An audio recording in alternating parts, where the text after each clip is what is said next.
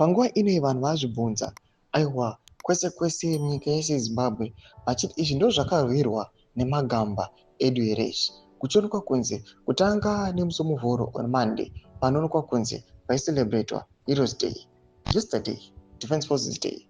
Panguva ino pane zviitiko zvaionekwa kunzi aiwa pamacommemorations pane mastructures aionyatsa kuonekwa kunzi the ruling party ZANU-PF it was presiding over mastructures aionyatsa kuonekwa kunzi apapa hatingamboti nyika yese yeZimbabwe ingarelaya pane mastructures amuri kuona in the video. Saka na mashoko ari kunzi people they are doubting kuti vakomana kana iri corruption iri kuita kuti vanhu vagrebe matenders vachizongoya vachizongoprovida service kana kuita zvinhu zvekuzongoti zvingovabva vambosiya vachiita zvinhu zvakarwirwa nemagamba. Rembo subscribe like watombe bell icon.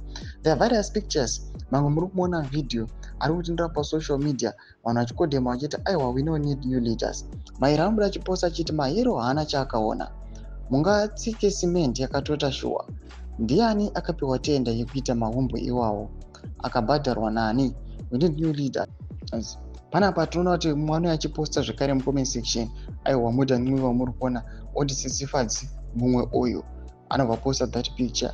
Mumwe anopinda achiti yes we need new leaders, please step forward and take the mantle. Chamisa ameno zvari kuita oyo akuita kunge anobhema. He tried hake, credit where it's due.